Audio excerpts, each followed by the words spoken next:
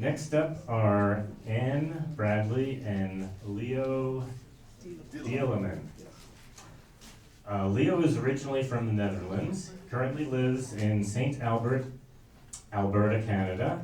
And Anne, originally from New York State, now lives also in St. Albert. Regarding memorable travel experiences, Anne loved Waterton Park.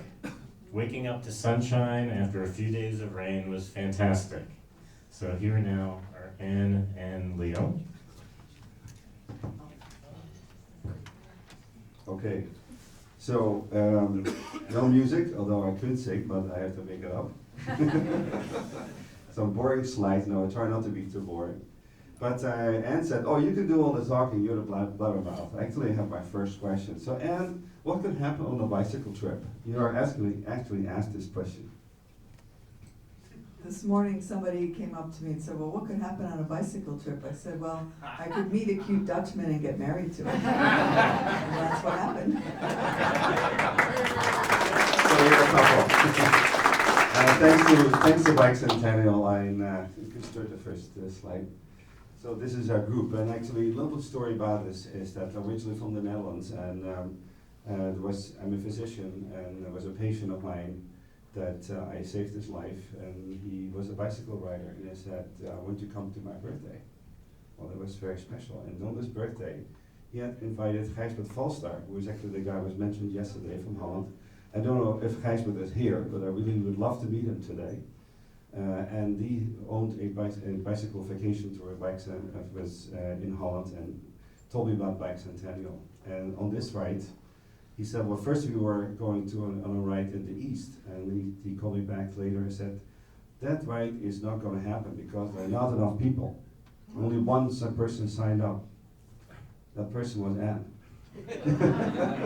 And we didn't know each other, so we actually went to the Great Parks North in Missoula, and that's where we actually did our actual bicycle ride. So first want to mention that most importantly, our group leader actually is here today in the audience.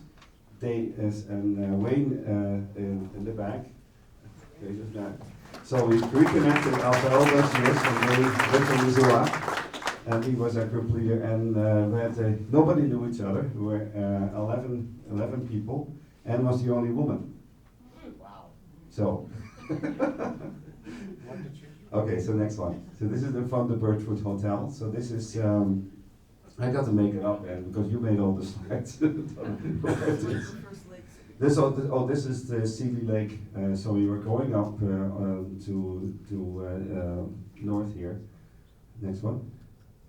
And this is then Lake McDonald, and this is beautiful. It was the day before we actually had downpour and the local pass, which is very, very cold. But this is how Lake McDonald can look like, and of course if you're local, then you know how beautiful this can be. So recently we did a bike ride because we are still cycling in Canada with a fundraising bike ride, and we did that route, and we saw how beautiful it could have been. But then again, this was the day before. But the next one is how we are going up to the clouds. This is going to the Sun Highway, the Sun Road, all the way to Logan Pass. Oh, this is I think the campsite in Apgar. So this is a rest day. We had people in our group where the youngest one was 17 and the oldest one was 68. So the 68 one was the most organized one, so we made sure that he would get out of the campsite first. So we got all that together. And the 17-year-old one, I think, was somebody who was told by his parent, do something. It was obvious. Okay, so you want to tell about this? I don't remember. You don't remember? Like a nice picture though. Okay. So this is this is on the Going to the Sun road, Avalanche Creek. I think that's where we all got together and we had to do this before 11 o'clock in the morning, because after that the trucks would get the roads. You would not be allowed to be on this road together. So everybody went basically in his own speed. And what you need to know about this is this trip, because you wonder how we got together, is that Well, there were some fast guys in the group, and they want to be there first to the campsite and first up there. And Anna's the only woman. I said, you need to stay with a woman. They made a mistake. I didn't. So this is me on the left hand side, and this is the other Dutch guy, Theo. And as you may see on this bicycle, he had quite a big pack. That was a video camera. And everybody initially said, oh, that's really cute. You stay with video, with Theo, video. Well, after a while, Theo took quite a while to unpack the video camera, get things going, and so on. So after a while, people said, I'm not right with Theo, because that takes too long. This is a huge amount of pack. So this is I think this close to Weeping Wall. Is he going to Logan Pass? This is an epic picture, guys. We have it on the wall. This is Anne going up, and you can see it's already raining on the going to the Sun Road. And so we did this route, and I said, Anne, it would be really nice 31 years later that we can do the same picture. So she rode up there, and I said, I think my camera was a little bit blurred, so can you go back there and do it all over again? So I have now a comparison. So this is so we did get rain and hail at the top of the pass. What you see on this picture was still pretty okay, but as you got to the top of Logan Pass, it was not so much okay. It was very, very cold. I think this is on the way down. So as you go to St. Mary's, you see the clouds are still up and covering the peaks.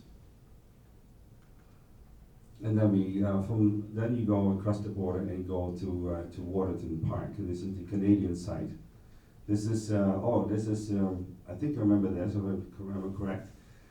It was so rainy that day that Wayne took a decision, our group leader, that it was a camping trip, but we were not going to camp that night because everybody was so wet. So we went to a cabin with 11 guys. So how did it go? There was one bed, two-person bed, so we had to draw lots. Who was going to sleep in that bed? So anyway, I was one of the lucky winners, and then was the other one. And guess what she said at that time? I'm not sleeping with that guy. So anyway, it was an interesting experience. Some people had to sleep in the bathroom, so you had to step over somebody if you had to go in the middle of the night. So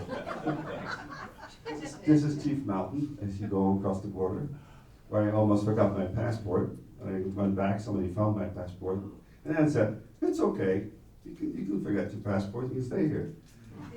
So things are begin to get old. And this is Wayne who's here in the audience. And so some of our leaders, and with the leader, and then Theo, and you can see some of the younger guys. You can see the enormous amount of stuff you carry. I still have the bicycles, a steel bike, and it's amazing how you can that bicycle could ride through the mountains, but it was 31 years ago. So this is as you go into Waterton Parks. This is beautiful. You can see Anne right here. Over there. This is a Bertha Lake. It is in Waterton Park. So it is a little hike, right? And to a glacier, that little patch of ice. So this is the Prince of Wales Hotel. We never got to stay there, but we had a nice dinner. And the next day it was raining, pouring rain, and as a typical Dutch guy, I put plastic bags on my feet. And Anne told me I was the king of the plastic bags. Everything was in plastic bags. So here's on a much brighter day, you can see. The van is not our support, by the way. So as we're going through the parks in Canada this time, and see, can you pull one back? As you can see, Sylva's the oldest guy here. A physics professor, he's done it before, and he loved photography, and he, as I said, he was very organized, and so took a lot of pictures. So as we're going, this is going north, and then trying to remember where exactly this was taken. But okay, next. The Banff area? Okay, sure. This one as well. This is Marine Lake, I think, with the peaks in the background. Okay. Oh yes, right. So this now you're going to this is Marine Lake. This is if you go to Lake Louise in Canada, then you there's a little site. And this was our rest day, by the way. On our rest day, we cycled to another lake. Thanks to you, Wayne. But it was a very gorgeous place, and this is actually one of the nicer pictures I ever had. And this is a Peter Lake, which it's a very beautiful lake, glacier fed, just below Bow Pass, which is so we crossed the continental divide about 7 times on this trip. And the Lake Louise, I had to go and take a canoe and a kayak ride with him. This is very epic picture. If you go on Sumapta Pass, going to the ice fields, it's just rain. You see the walls of the canyon there. This is Theo with his video camera, and the Columbia ice fields. This I've never seen before. And then we're almost to the very end. Oh, and yes, Theo's bike with all the stuff that he carries. That's it. That was it.